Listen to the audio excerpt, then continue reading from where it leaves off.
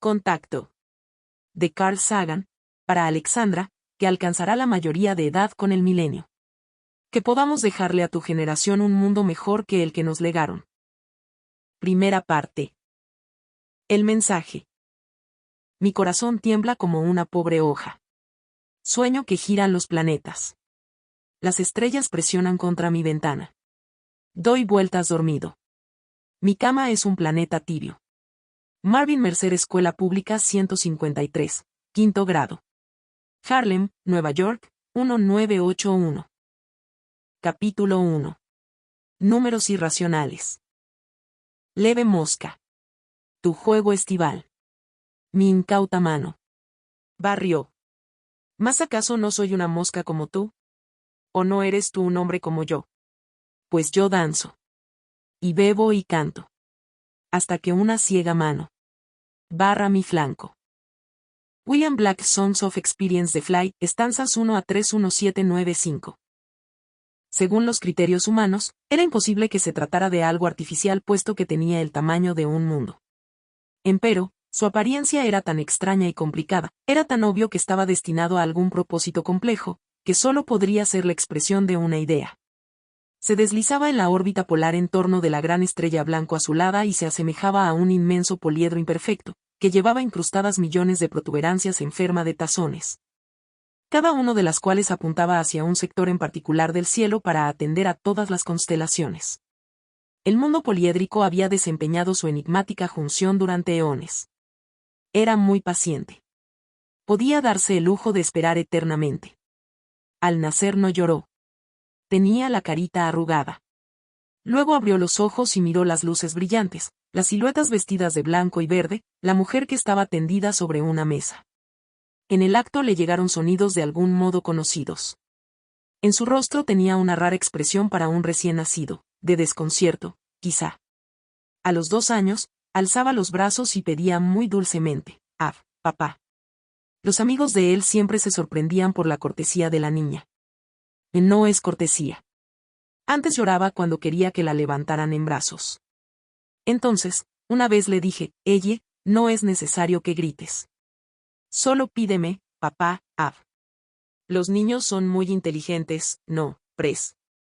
Encaramada sobre los hombros de su padre y aferrada a su pelo ralo, sintió que la vida era mejor ahí arriba, mucho más segura que cuando había que arrastrarse en medio de un bosque de piernas. Allá abajo, uno podía recibir un pisotón o perderse. Se sostuvo entonces con más fuerza. Luego de dejar atrás a los monos, dieron vuelta en la esquina y llegaron frente a un animal de cuello largo y moteado, con pequeños cuernos en la cabeza. «Tienen el cuello tan largo que no les puede salir la voz», dijo papá. Ella se condolió de la pobre criatura, condenada al silencio.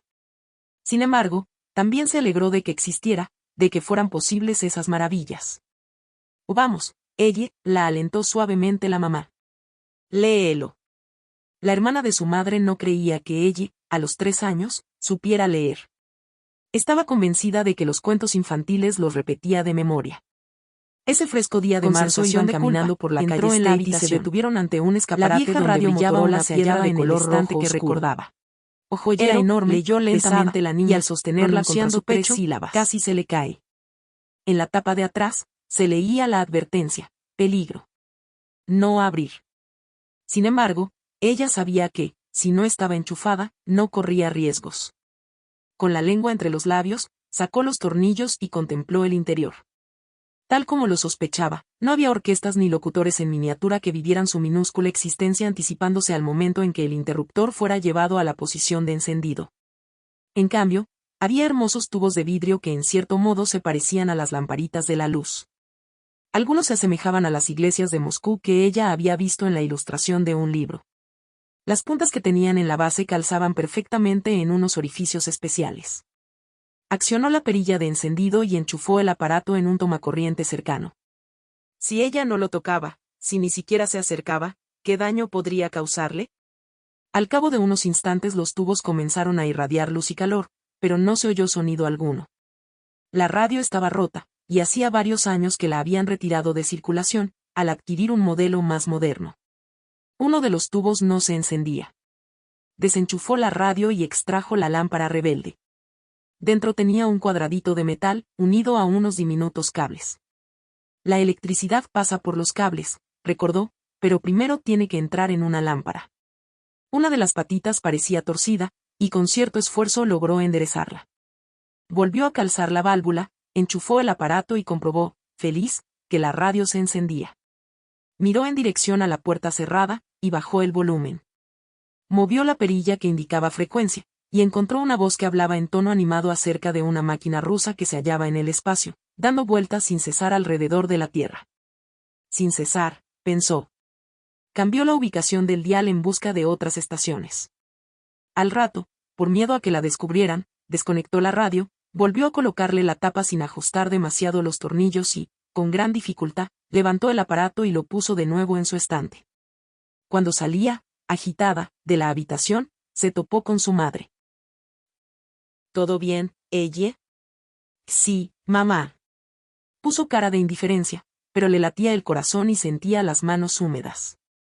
Se dirigió a su rincón favorito del patio y, con las rodillas apretadas contra el mentón, pensó en el mecanismo de la radio.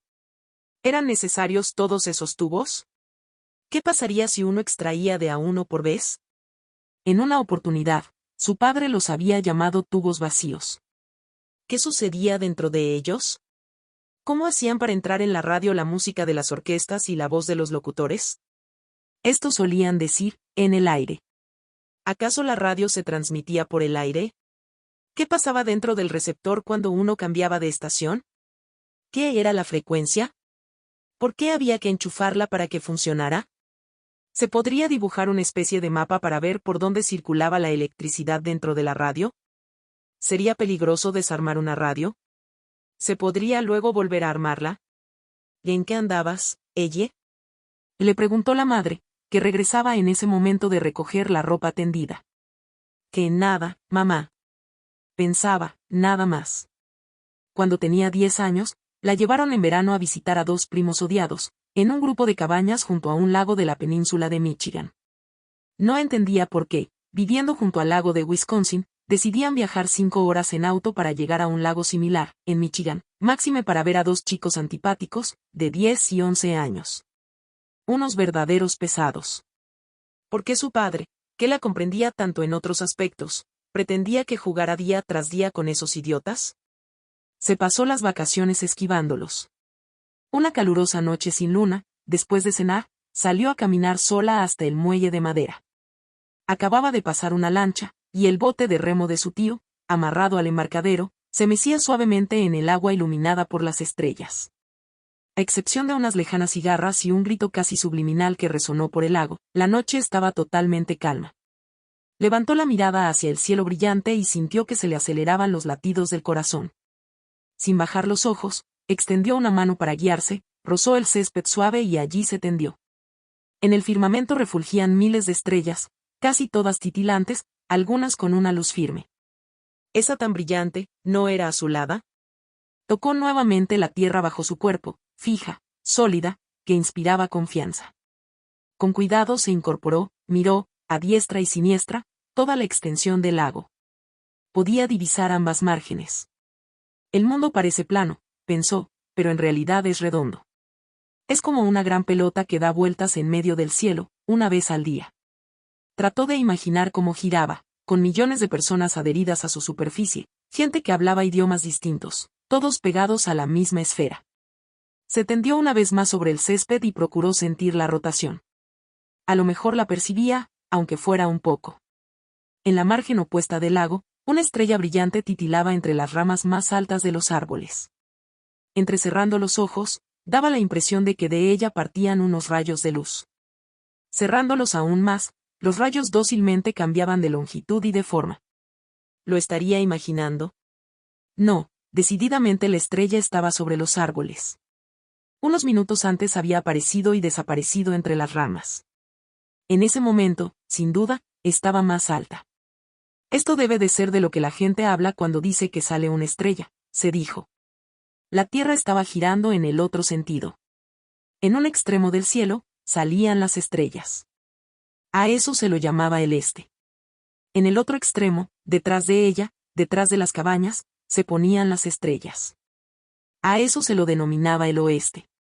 Una vez al día la Tierra daba una vuelta completa, y las mismas estrellas salían en el mismo sitio. Pero si algo tan inmenso como la Tierra daba un giro entero en un solo día, debía de moverse con suma rapidez. Todas las personas a las que conocía debían estar girando a una impresionante velocidad.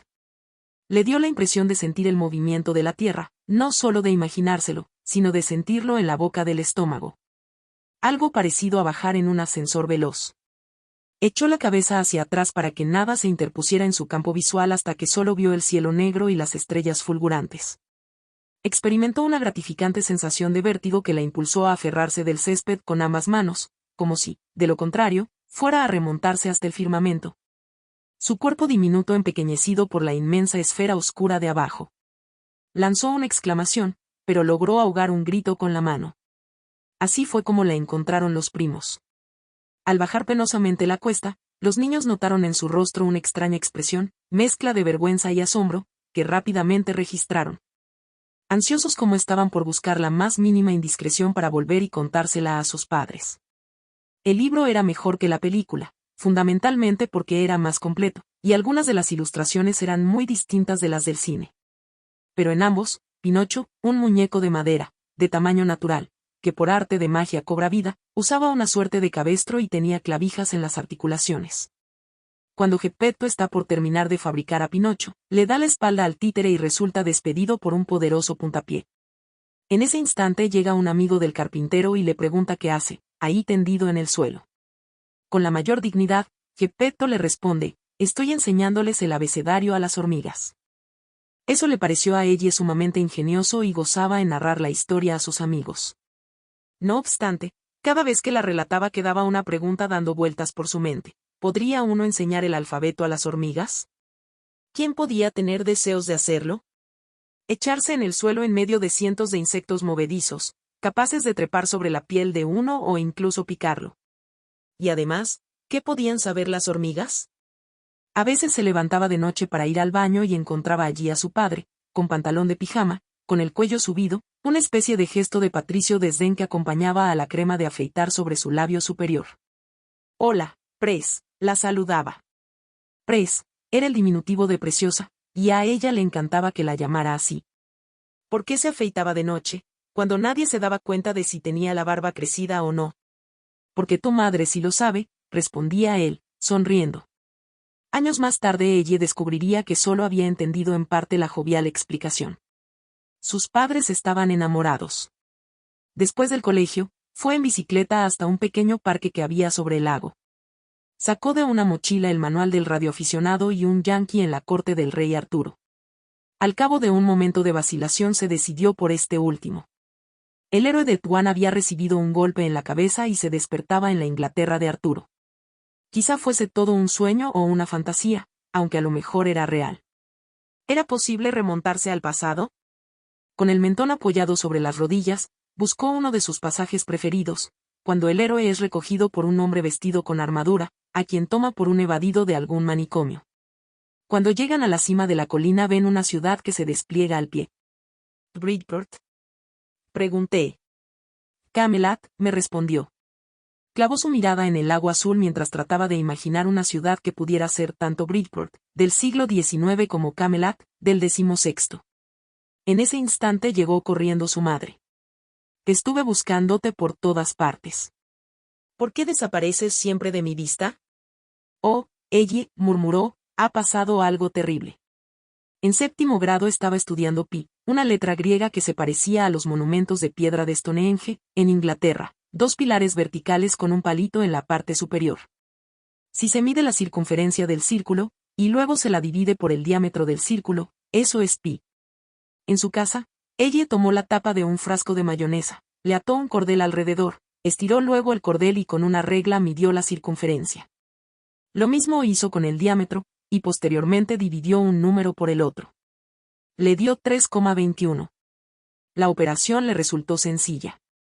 Al día siguiente, el maestro, el señor Weisbrod, dijo que era 22/7, aproximadamente 3,1416, pero en realidad, si se quería ser exacto, era un decimal que continuaba eternamente sin repetir un periodo numérico. Eternamente, pensó ella. Levantó entonces la mano. Era el principio del año escolar y ella no había formulado aún ninguna pregunta en esa materia. ¿Cómo se sabe que los decimales no tienen fin? Porque es así, repuso el maestro con cierta aspereza. Pero, ¿cómo lo sabe? ¿Cómo se pueden contar eternamente los decimales? Señorita Arrobay, dijo él consultando la lista de alumnos, esa es una pregunta estúpida. No les haga perder el tiempo a sus compañeros. Como nadie la había llamado jamás estúpida, se echó a llorar. Billy Horseman, que se sentaba a su lado, le tomó la mano con dulzura. Hacía poco tiempo que a su padre lo habían procesado por adulterar el cuentakilómetros de los autos usados que vendía, de modo que Billy estaba muy sensible a la humillación en público. Ella huyó corriendo de la clase, sollozando. Al salir del colegio, fue en bicicleta hasta una biblioteca cercana a consultar libros de matemáticas. Por lo que pudo sacar en limpio de la lectura, su pregunta no había sido tan estúpida. Según la Biblia, los antiguos hebreos parecían creer que pi era igual a 3. Los griegos y romanos, que sabían mucho de matemáticas, no tenían idea de que las cifras de pi continuaran infinitamente sin repetirse. Eso era un hecho descubierto apenas 250 años antes. ¿Cómo iba ella a saber las cosas si no se le permitía formular preguntas? Sin embargo, el señor Weisbrod tenía razón en cuanto a los primeros dígitos. Pi no era 3,21. A lo mejor la tapa de la mayonesa estaba un poco aplastada y no era un círculo perfecto. O tal vez ella hubiera medido mal el cordel. No obstante, aun si hubiera obrado con más cuidado, no se podía esperar que pudiese medir un número infinito de decimales. Sin embargo, cabía otra posibilidad, podía calcularse pi con la precisión que uno quisiera. Sabiendo cálculo, podían probarse fórmulas de que permiten obtener tantos decimales como uno desee. El libro traía fórmulas de pi dividido por 4, algunas de las cuales no entendió en lo más mínimo. Otras, en cambio, la deslumbraron. Pi barra diagonal 4, decía el texto era igual a 1, un tercio y un quinto, 1 diagonal 7, y las fracciones se prolongaban hasta el infinito. Rápidamente trató de resolverlo, sumando y restando las fracciones en forma alternada. La suma pasaba de ser mayor que pi barra diagonal 4 a ser menor que pi barra diagonal 4, pero al rato se advertía que la serie de números llevaba directamente hacia la respuesta correcta. Era imposible llegar allí exactamente, pero con una gran paciencia se podía llegar a lo más cerca que uno deseara. Le parecía un milagro que la forma de todos los círculos del mundo tuviera relación con esa serie de fracciones. ¿Qué sabían los círculos de fracciones? Decidió, entonces, estudiar cálculo. El libro decía algo más, que pi se denominaba un número irracional. No existía una ecuación con números racionales que diera como resultado pi, a menos que fuese infinitamente larga. Como ya había aprendido por su cuenta algo de álgebra, comprendió lo que eso significaba. De hecho, había una cantidad infinita de números irracionales, más aún, había una cantidad infinitamente mayor de números irracionales que de números racionales, pese a que pi era el único que conocía. En más de un sentido, pi se vinculaba con el infinito. Había podido vislumbrar algo majestuoso. Ocultos en medio de todos los números, había una cantidad infinita de números irracionales, cuya presencia uno nunca habría sospechado, a menos que se hubiera adentrado en el estudio de la matemática. De vez en cuando, en forma inesperada, uno de ellos, como pi, aparecía en la vida cotidiana. Sin embargo, la mayoría, una cantidad infinita de ellos, permanecía escondida sin molestar a nadie, casi con certeza sin ser descubierta por el irritable señor Weisbrod. A John Staunton lo caló de entrada. Le resultaba un misterio insondable cómo su madre pudo siquiera contemplar la idea de casarse con él, no importaba que solo hiciese 2 años desde la muerte de su padre. De aspecto era pasable, y si se lo proponía, era capaz de simular interés por uno. Pero era un ser rígido. Los fines de semana hacía ir a sus alumnos a arreglar el jardín de la nueva casa a la que se habían mudado y, cuando se habían ido, se burlaba de ellos. A ella, que estaba por comenzar su secundaria, le advirtió que no debía ni mirar siquiera a sus brillantes alumnos. Era un individuo engreído. Ella estaba convencida de que, por ser profesor, despreciaba secretamente a su padre muerto por haber sido solo un comerciante. Staunton le hizo saber que su interés por la radio y la electrónica era indecoroso para una mujer, que así no conseguiría nunca un marido, y que su amor por la física era un capricho aberrante, presuntuoso. Que carecía de condiciones para eso, y le convenía aceptar ese hecho objetivo porque se lo decía por su propio bien. cuando fuera mayor iba a agradecérselo. Al fin y al cabo, él era profesor adjunto de física y sabía de qué hablaba. Esos sermones la indignaban, aunque hasta ese momento, pese a que Staunton se resistía a creerlo, jamás había pensado en dedicarse a la ciencia. No era un hombre amable como lo había sido su padre y carecía por completo de sentido del humor. Cuando alguien daba por sentado que era hija de Staunton, se ponía furiosa. Su madre y su padrastro nunca le insinuaron que se cambiara el apellido puesto que sabían cuál habría de ser su respuesta. Ocasionalmente el hombre demostraba algo de afecto, como por ejemplo cuando a ella le practicaron una amigdalotomía y él le llevó al hospital un maravilloso calidoscopio. ¿Cuándo van a operarme?, preguntó ella, algo adormilada. Ya te operaron, respondió Staunton. Y todo salió bien. Le resultaba inquietante que hubieran podido robarle bloques enteros de tiempo sin que ella se diera cuenta y le echó la culpa a él, aunque sabía que su reacción era infantil. Era inconcebible que su madre pudiera estar verdaderamente enamorada de esa persona. Seguramente había vuelto a casarse por razones de soledad, por flaqueza. Necesitaba que alguien se ocupara de ella. Ella juró no aceptar jamás una posición de dependencia. Su padre había muerto, su madre se había vuelto distante, y ella se sentía aún exiliada en la casa de un tirano. Ya no había nadie que la llamara Press. Ansiaba poder escapar. ¿Bridgeport?, pregunté. Camelot, me respondió. Suscríbete, dale like y comparte. De esta manera me apoyas a seguir creando más y mejor contenido.